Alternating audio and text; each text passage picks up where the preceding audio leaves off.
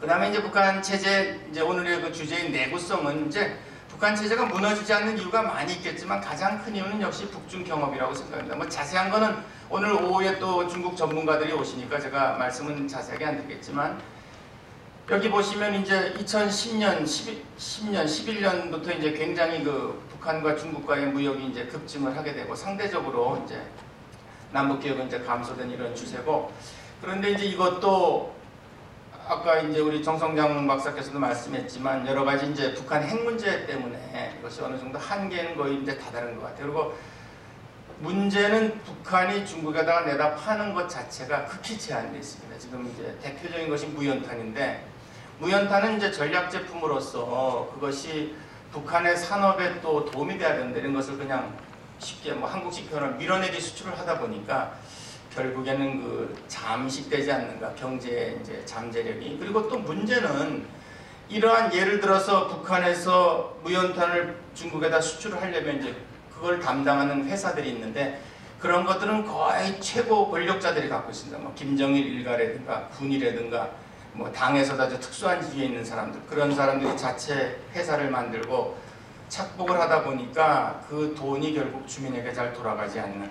그러니까 외형상으로는 상당히 좋아졌지만 실제로 일반 주민들에게는 큰 도움이 되지 않는 이런 것이고, 두 번째로는 이제 이 장성택이 숙청이 되면서, 장성택의 숙청도 결국엔 종파분자로서 이제 오명을 뒤집어 쓰고 죽었지만 이제 착복이 문제가 아니겠습니까? 근데 결국 간부들의 줄서기와 권력 투쟁이 상당히 치열했을 거라고 추정돼요. 물론 우리가 생각할 때 왜 그렇게 군 장성들이 하루아침에 바뀌고 최영회가 또 당 뭐 군 총정치국장을 하다 또 다시 당으로 가고 여러 가지 추측이 있지만, 제가 경제적으로 생각을 했을 때는 단순한 어떤 김정은의 그 뭐 본인의 취향에 따른 권력적인 어떤 서열 배분이 아니고 상당한 어떤 이 부를 둘러싼 투쟁이 있지 않았겠는가. 그 사람 또 추종 세력들이 있잖아요. 또 자기의 소속 기관들이 있고, 그래서 결국 권력 구도 변화에 따라 부의 독점권이 결정되고 결국 권력의 집중은 이 경제적 렌트의 획득에 따라 결정되는.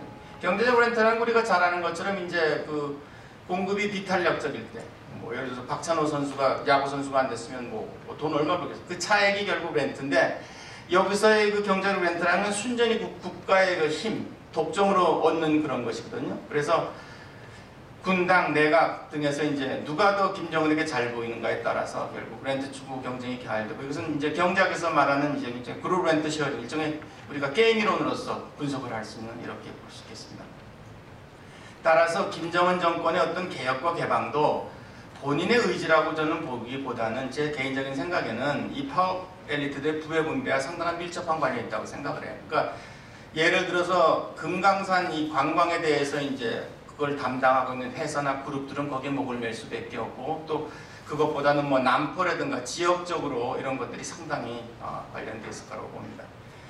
근데 결정적으로 그래서 가장 수익이 높은 것은 이제 외화를 확보하는 것인데, 이 부분, 특히 이제 아까 말씀드린 대중국 수출 이런 것들이 결정적으로 가장 중요한 이권이고, 이것을 둘러싼 권력 투쟁의 가속이 상당히 가능성이 높지 않겠는가. 그래서 여러분들 뭐 보도 같은 걸 많이 봤지만 무슨 보이스 오브 아메리카나 이제 라디오 프리 에이시아나 이런 걸 쭉 보면은 이제 장성택이 숙청된 이후에 장성택이 장악하고 있던 많은 이제 대중국 수출 무역 회사들이 전부 이제 군으로 넘어간 그런 기사들이 많은데, 그런 것도 일종의 반증이 아닐까 이렇게 생각합니다. 그래서 김정은의 입장에서는 이러한 것들이 이제 상당히 정권 유지와 충성 세력 결집력에 도움이 되고, 결국에는 그 아버지의 통치 방식을 모방하지 않겠는가. 아버지는 결국 이렇게 이 사람 여러 사람을 경쟁을 시켜서 또 미운 놈한테는 진짜 안 주고, 말 잘 듣는 사람한테는 떡을 하나 더 주고, 또 이렇게 수시로 사람을 교체하는 이런 것들이 결국 하나의 북한 체제를 끌고 가는